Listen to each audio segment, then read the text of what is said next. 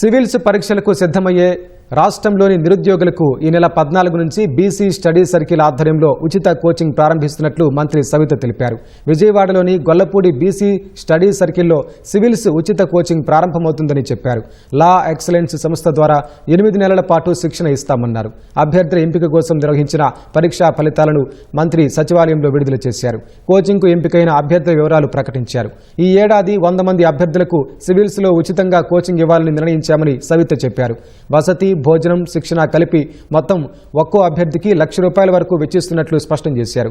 వచ్చే ఏడాది నుంచి శిక్షణా కేంద్రాల సంఖ్యను పెంచేందుకు ప్రభుత్వం చర్యలు తీసుకుంటుందన్నారు. 14-19లో బీసీ స్టడీ సర్కిల్స్ అన్ని అమలుపరిచాం. మరి అదే విధంగా మళ్ళీ అధికారం రాగానే మరి 24-25లో కూడా మరి సివిల్ సర్వీస్ కోచింగ్ 100 మందికి ఇచ్చి వాళ్ళు కూడా ఇప్పుడు జరిగిన కాంపిటేటివ్ ఎగ్జామ్స్లో కొంతమంది వివిధ శాఖల్లో కూడా వారు కూడా ఎలక్ట్ అయ్యారు. దానితో పాటు మరి మెగా డిఎస్సి కోచింగ్ సెంటర్స్ పెట్టి మరి అందులో కూడా 281 మంది మన బీసీ వెల్ఫేర్ ద్వారా తీసుకున్న కోచింగ్లో కూడా సెలెక్ట్ అయ్యారన్న విషయం కూడా మీకు అందరికీ తెలియజేస్తూ మరి 25-26 కూడా సెకండ్ బ్యాచ్ కూడా ఇప్పుడు 100 మందికి మరి కోచింగ్ ఇవ్వాలని నిర్ణయించుకున్నాం.